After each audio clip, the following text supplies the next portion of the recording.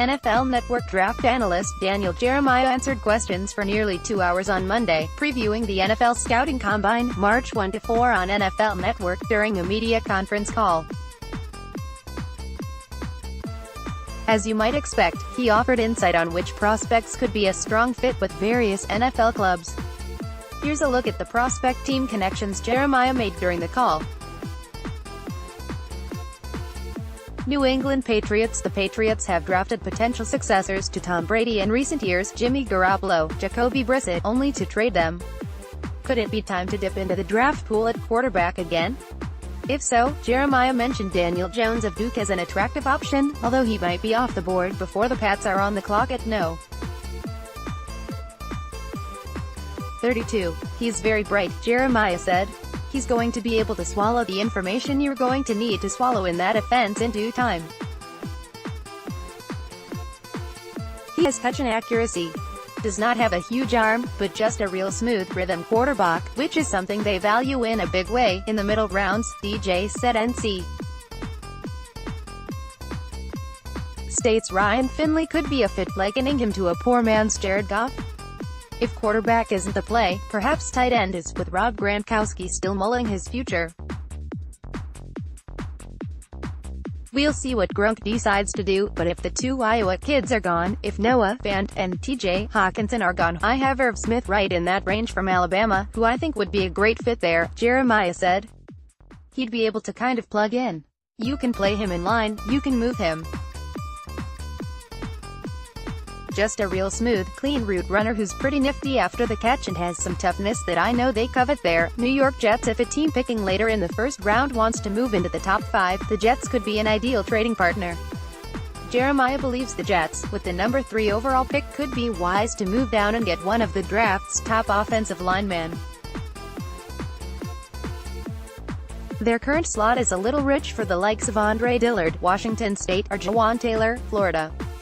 Their most valuable possession is Sam Darnold, so finding some offensive lineman has got to be in the mix at some point in time, Jeremiah said.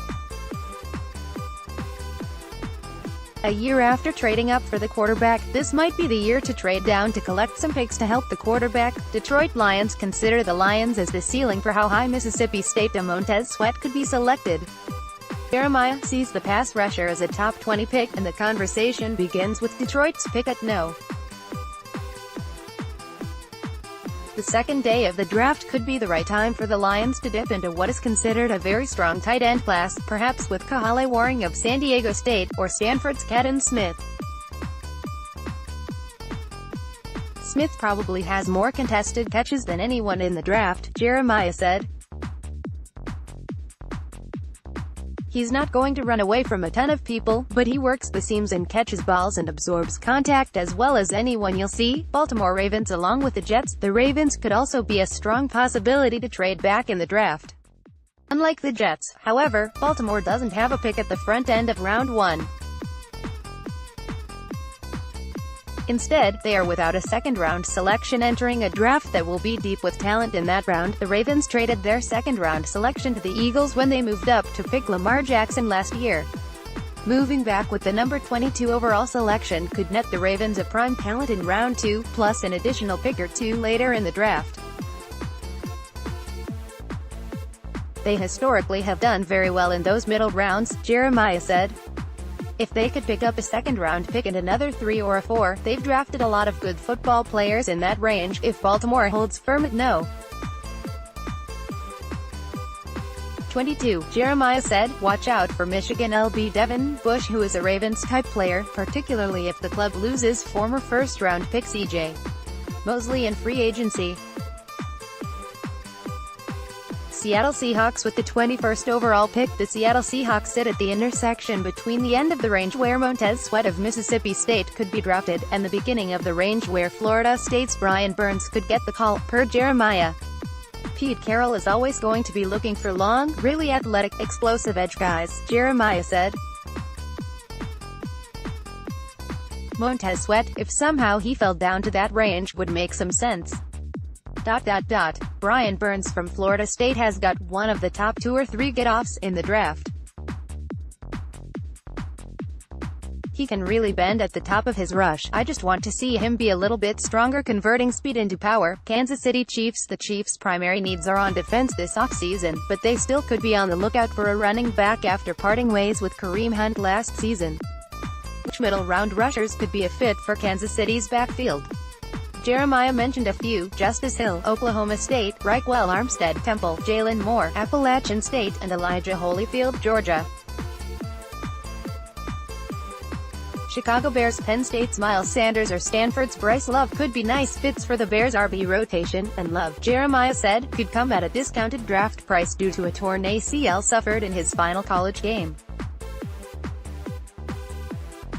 Denver Broncos. LSU LB Devin White has the ability to cover tight ends and running backs in the passing game and also has a good knack for blitzing, factors that would translate well in Vic Fangio's first offense in Denver. The Broncos hold the 10th overall pick. Carolina Panthers. The difference between Mississippi State's Montez Sweat and Clemson's Clelin Ferrell. Sweat is the better athlete, but Ferrell is more powerful and more reliable against the run. The Panthers, if they want a pass rusher at number 16 overall, will have that to consider. Philadelphia Eagles. LeSean McCoy 2.0 in Philadelphia. Florida Atlantic's Devin Singletary has some McCoy in his game, per Jeremiah, and would settle nicely into the Eagles' offense. Memphis RB Darrell Henderson has big playability and would look good in midnight green as well, and neither would demand a first-round selection. Cincinnati Bengals. Jawan Taylor of Florida could look good in a Bengals uniform and has the versatility to play on the right or left side of the line.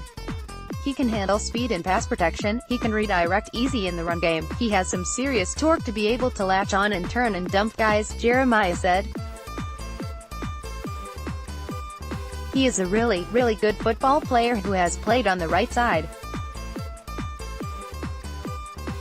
Has the ability, eventually if you needed him to survive over there, on the left side. Oakland Raiders. After working extensively with Raiders GM Mike Mayock at NFL Network, Jeremiah has a strong understanding of what the former draft analyst likes in a defensive lineman. With one of two picks late in the first round, knows, 24 and 27, TCU's L.J. Collier might fit the bill nicely. Knowing how much Mayock values strength, toughness, power, effort, those are the things Mike's talked about for as long as I've known him, Jeremiah said. Collier would be one possibility at the bottom of round 1. Louisiana Tech's Jalen Ferguson is another one with really heavy hands. To me, he is kind of a poor man's Chandler Jones. Tennessee Titans. A pass rusher is a strong possibility for the Tennessee Titans at No. 19, but so is another receiving weapon for QB Marcus Mariota. Jeremiah sees two first-round caliber receivers in the draft. Ole Miss DK Metcalf in Oklahoma's Marquise Brown, and likes the idea of either of them in Tennessee.